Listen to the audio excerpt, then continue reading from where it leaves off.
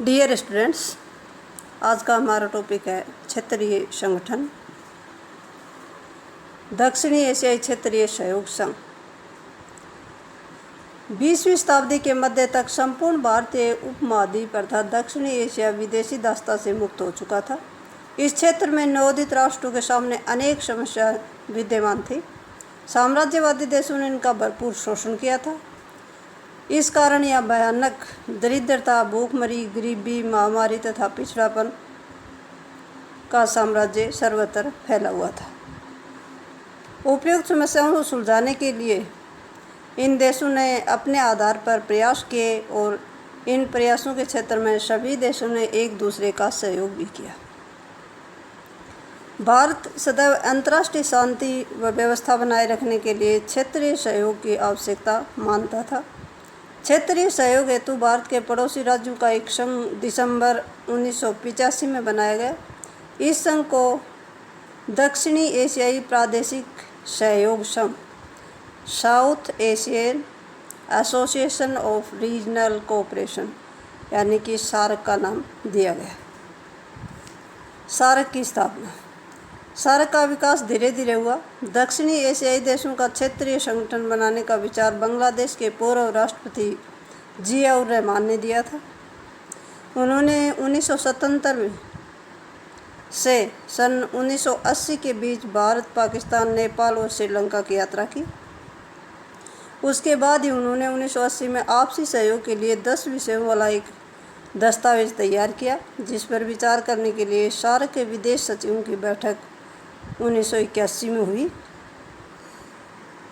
1-2 अगस्त 1983 में सार्क देशों के विदेश मंत्रियों की बैठक नई दिल्ली में हुई, जिसमें दक्षिण एशियाई क्षेत्रीय सहयोग की पहली औपचारिक घोषणा 1984 में मालदीव व 1985 में भूटान में भी सार्क देशों के विदेश मंत्रियों की बैठक हुई। 1985 में दक्षिणी एशियाई क्षेत्रीय सहयोग संगठन की स्थापना हुई और इसका संवैधानिक स्वरूप 8 दिसंबर 1985 को ढाका में 7 देशों के राष्ट्राध्यक्षों के सम्मेलन में हस्ताक्षर द्वारा निश्चित किया गया।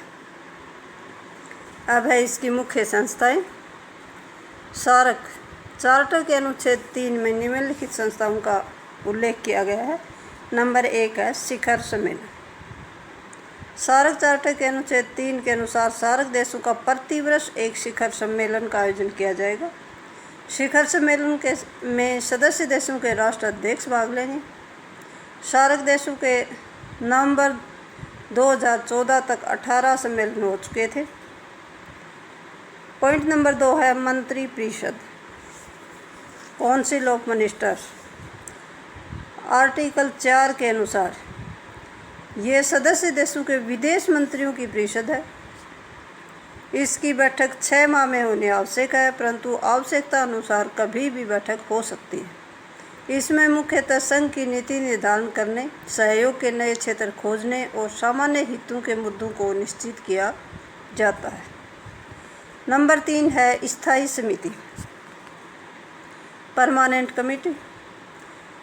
अनुच्छेद 5 के अनुसार ये सदस्य देशों के विदेश सचिवों की सर्व समिति है, जिसकी वर्ष में एक बार बैठक होना आवश्यक है, परंतु आवश्यकता अनुसार इसकी बैठक कभी भी बुलाई जा सकती है। इसमें भी मुख्यतः अंतर क्षेत्रीय प्राथमिकताएं निश्चित करना, सहयोग के क्षेत्र ढूंढना एवं सहयोग के कार्यक्रमों को मॉनिटर करना इसका काम है।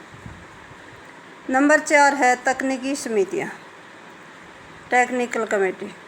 इसकी व्यवस्था भी चार्ट के अनुच्छेद 6 में की गई है, जिसमें सभी सदस्य देशों के प्रतिनिधि इसके सदस्य होते हैं और ये समितियां अपने अपने क्षेत्र में कार्यक्रमों को लागू करने, उसमें समन्वय पैदा करने एवं सहयोग के नए क्षेत्र ढूंढने के प्रति उत्तरदायी होती है। पॉइंट नंबर 5 है कार्यकारी समिति, एग्जीक्यूटिव कमेटी। इसकी व्यवस्था चार्टर के अनुच्छेद 7 में की गई है और इसकी स्थापना स्थायी समिति द्वारा की जाती है। इसके सदस्यों को स्थायी समिति ही नियुक्त करती है।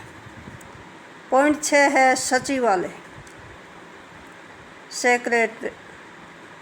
इसकी व्यवस्था अनुच्छेद 8 में की गई है। वैसे तो सचिवालय की स्थापना सार्क के संगठन के बाद दूसरे सार्क सम्मेलन 16 जनवरी 1987 को की गई थी और 17 जनवरी 1987 से इसने अपना कार्य करना आरंभ कर दिया।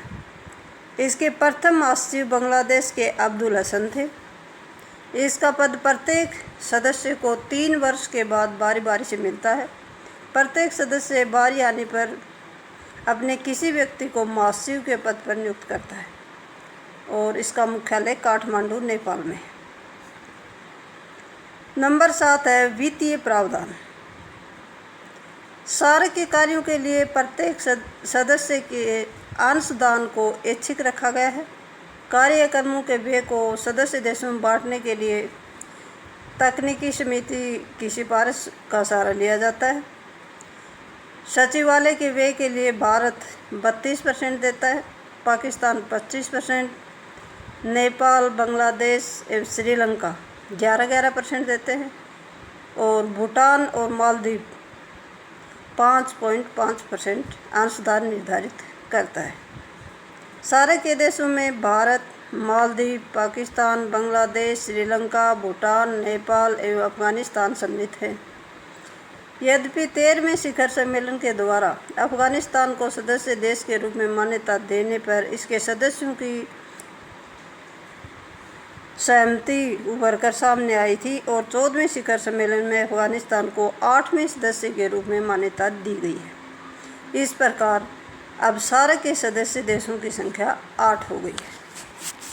Thank you.